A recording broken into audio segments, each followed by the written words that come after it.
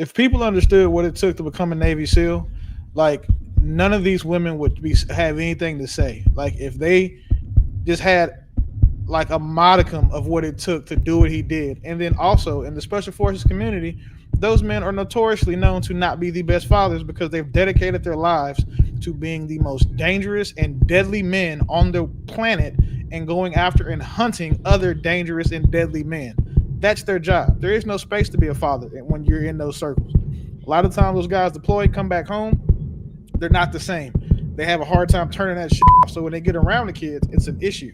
Like you know what I'm saying, they have a very hard time going from being a serial killer, which is what they all are, a serial killer, to being a father. So she released this right here. The first one was, "Do I look, as you guys see, like?" And if you see the gentleman that's below her, that looks like David, right? Do I look like him? That's what she posted on August 19th, 2025. And in one of these videos, it says that you guys can see, "Mama, I'm chasing a ghost." And then she also posted, he's inspired me a lot, and I always credit him for starting my journey. But seeing this was really sad. So that's what she had to say. So in 2018 on Facebook, a woman shared this post, and it says, "Some of you know, most of you don't, but yes, this is my father, LOL. Yes, he does have a child. One actually, me, LOL. He has nothing to do with me. Hasn't for 17 years now. He's not a very good guy. Let's just say that. Yes, 100%.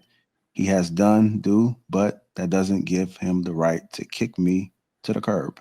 He's a selfish man. So if you have any questions, let me know. I'll be more than happy to answer them." Done being silent. So she did speak up in 2018, and she resurfaced again on August 19th, 2025. Along with this post in 2018, she also released some photos, proof, as you guys can see. Finding out that David And the people responded. The people responded to this, and this is what they had to say. Finding out that David Goggins is a deadbeat father put a genuine ache in my heart, bro. This nigga abandoned his daughter, yet he wanna be talking about something. They don't know me, son! When it really should be, she don't know me, son!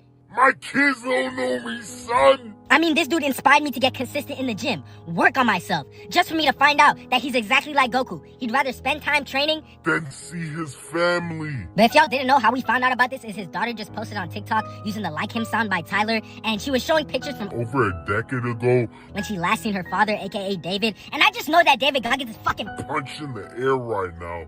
knowing that if Tyler the Creator didn't make Like Him and make this a trend, nobody would know about this shit. And yes, David Goggins did say 2 years ago in an interview that the mother that he had the kid with was crazy. She didn't want to evolve with him, become a better person. But I don't see what that has to do with his daughter. Like, just because someone has a bad mother doesn't mean you can't pass down your last strand of hair, make them eat it, And let them become your successor. I'm not seeing the correlation. Like, nigga, you are always talking about who's gonna carry the logs? But my nigga, Who's gonna carry your family?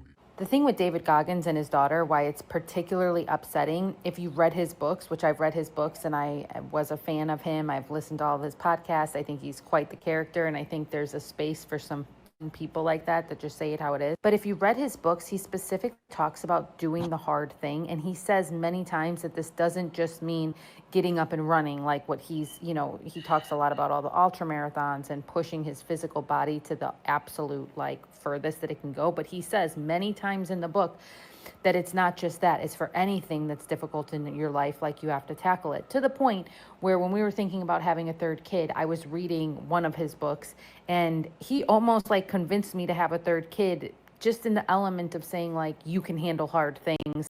like, you can do it. It was motivational, and it was funny because it was in regards in my life to kids. I didn't feel at the time I needed to run marathons or do any of those things. And obviously he's not the reason I had a third kid. God is the reason I had a third kid. But I just so happened to be reading the motivational book, and he was saying how you can apply this to any aspect in your life, of that you can handle basically anything. And then I find this out about his daughter, and this is like a couple years ago, and I told my husband, I'm like, I can't look at him the same. Because it's one thing if you're just a really successful person, there's tons of successful people that are like not good people, we know that. But the fact that he specifically says, don't shy away from the hard things in your life, and I imagine that this situation with the wife and maybe the location and living and being a dad when you're young and blah blah blah, obviously it's hard because he's not doing it. It is clearly the hardest thing in his life because he's not doing it. I'm like, how could you tell all these people to do the hard thing, but you're literally not doing the hard thing? I'm one of those people that I know nobody's perfect, and I know that everybody makes mistakes, and anybody that you idolize is just human. But I do find it like incredibly hypocritical that you're yelling at everybody to do the hard things and you're not doing one of the hardest things, not even attempting. Because if I were to take your advice, if you were taking your own advice, you'd at least be attempting to be a part of her life, no matter how sloppy it is. Maybe you're not a naturally good father, no matter what, but you would be making the attempts. So we need like the David Goggins of fatherhood to like come after him. David Goggins being a deadbeat father is why I always encourage women to take advice from men with a grain of salt. Somebody else is managing. The only thing that I don't like about the internet is that when stories break, there's always only one side that's put out there. You don't hear the other side. So that's the unfortunate thing. And people tend to run and do things. Sometimes I like to let things settle a little bit, even when stories break, to see what more information come out. Because you just be surprised what comes out with a lot of these stories.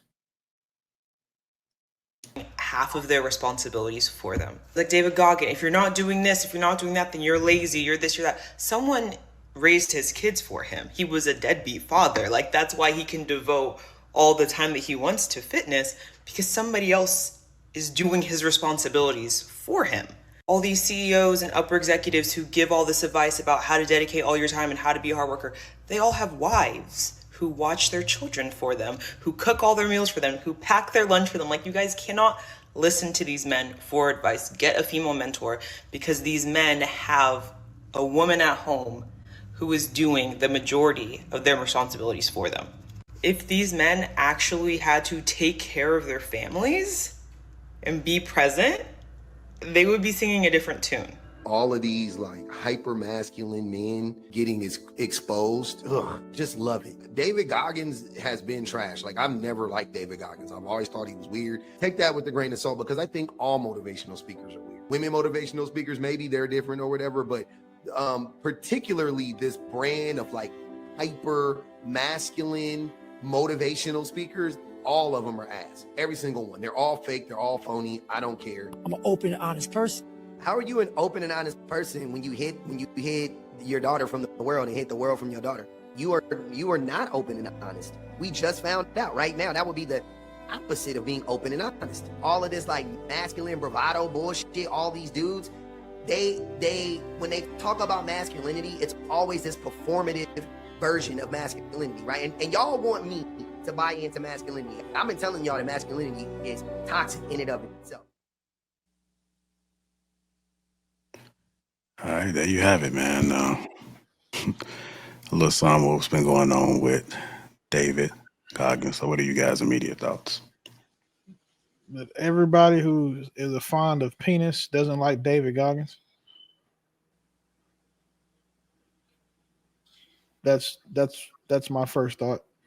It's, if people understood what it took to become a Navy SEAL, like, none of these women would have anything to say. Like, if they just had like a modicum of what it took to do what he did. And then also in the special forces community, those men are notoriously known to not be the best fathers, because they've dedicated their lives to being the most dangerous and deadly men on the planet, and going after and hunting other dangerous and deadly men. That's their job. There is no space to be a father when you're in those circles. A lot of times those guys deploy, come back home, they're not the same. They have a hard time turning that shit off. So when they get around the kids, it's an issue. Like, you know what I'm saying? They have a very hard time going from being, a serial killer, which is what they all are, a serial killer, to being a father. And then if they said they read his books, he talks about his daughter in every one of his books. He talks about his daughter damn near on every podcast he's been on, his episode where he mentions her. And the fact that, it's crazy how fast these women, well, and these, even the one, the bobblehead one at the end in the man's body, they always run and take anything that's negative about a dude and they'll just run with it because it makes it make sense. Like doing the hard thing is he's literally done the hardest thing in the world or in America and became a Navy SEAL. That's one of the most difficult things a person can do. He's done the ultra marathon. He's run 400. He does the hard thing a lot of the time. And then let's not forget, there's a large contingent of us men that say, hey, if you're gonna make us fight to be a father, then you know what I'm saying, I can start another family, spin the block on my kid when he's 18 because I shouldn't have to fight for her. So he could have chose to do that hard thing too. So it's like everybody has their own version of hard, and if the women don't like it, then they're just not gonna go for it. All right, go ahead, Trev. What are your thoughts? Yeah. So I'm sure Willie could explain it way better than I could as far as like being a Navy SEAL. I know some things about it, but he actually served, and just from what I understand itself, like less than 1% of humans are capable of doing that, right? And the amount of dedication that it takes to do it, and what happens to your mind also. To me, from what I understand about it, you're not really suitable to be like an in-the-house dad like that. It just is what it is. But these are the type of people that protect the country, that allow us all of our liberties, and certain people just make that sacrifice on behalf of us, right? And another thing is, like you were saying earlier, JR, we don't know what's going on with his side. We don't know what type of a baby mother that was. We don't know what that was. She could have absolutely drove him away. She could have threatened him. She could have had him out his own. And for some people, you can't be around that type of energy. It could have been something to that. So we don't know enough to really like just hammer down on bro like that. And when I see men do what just happened at the end of that video, it's disgusting because, I mean, you should understand, if anybody, like, men is duty before anything. And it doesn't excuse anyone from not being a father per se, but because that's not the path that I would take. I know there's certain things that I can't do, certain career paths that I couldn't take because I chose to be a father. So it's his individual decision. Hopefully he's able to rekindle that relationship with his daughter now that she's grown. I think it's nothing a few conversations and some time couldn't fix. And I wish him the best on that. Okay. What you thinking, Nelson? So a couple things. To do some of the things that he's done, everybody mentioned being a Marines, things like that.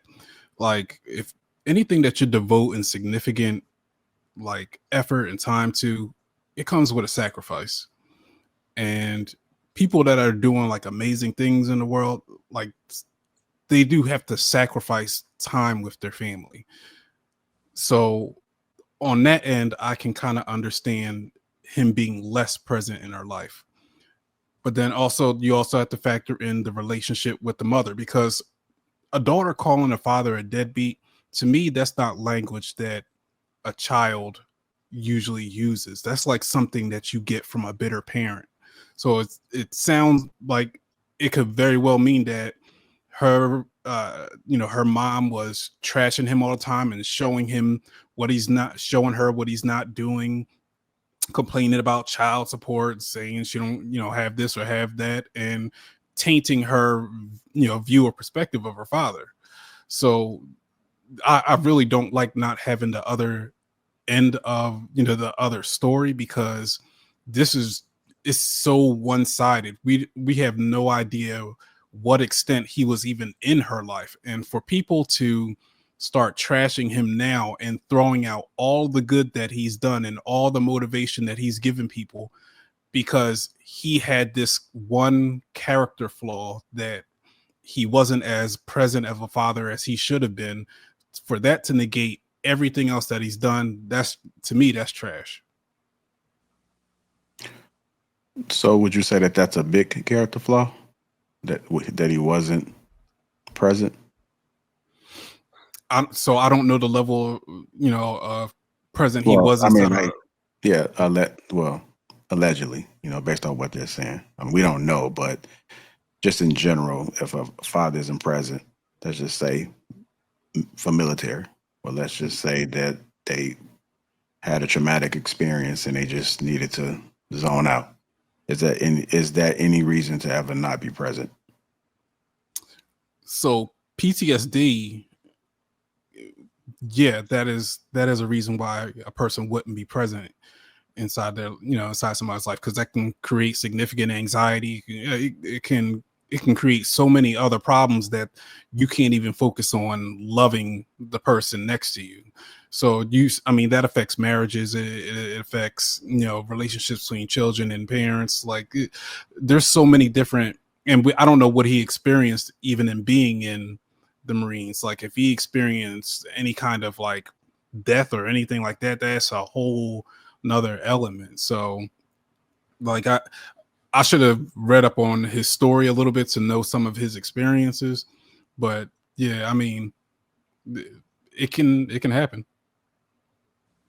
All right, I'll play a little bit more of this a clip. He did appear on the podcast a couple years back, and he had this to say in reference to his daughter.